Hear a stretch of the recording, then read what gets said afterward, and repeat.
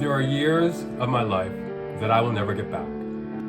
Not because something horrible happened, but because I was too scared to live the way I wanted to. I stayed in relationships long after they'd stopped working, convincing myself that love was supposed to hurt, that loyalty meant staying no matter how unhappy I was.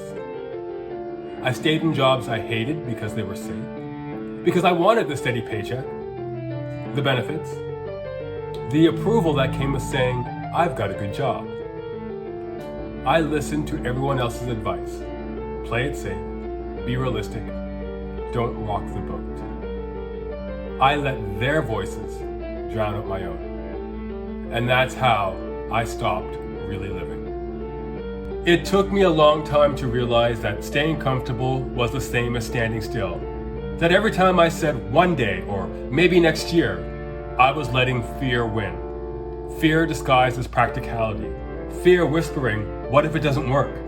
And for years I believed it. I called it being responsible. I told myself I was doing the right thing, taking the secure path, doing what was normal, even when it meant betraying myself. Because I wasn't writing, not the way I wanted to, and not with the commitment it deserved. I let the world's idea of success silence the part of me that just wanted to create, to tell stories, to live fully in my purpose. It's hard to admit to yourself that no one's coming to live your life for you.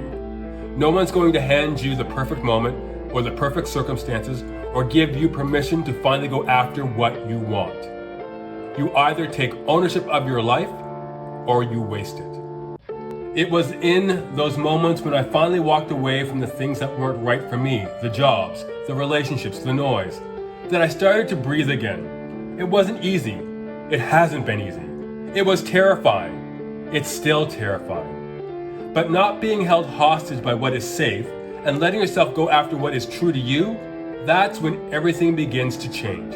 Not overnight, and definitely not as fast as you'd like, but enough for you to glimpse the life you know you deserve and give you the courage to go after it. Because when you commit to the work that matters, when you stop apologizing for who you are, the world stops feeling like a cage.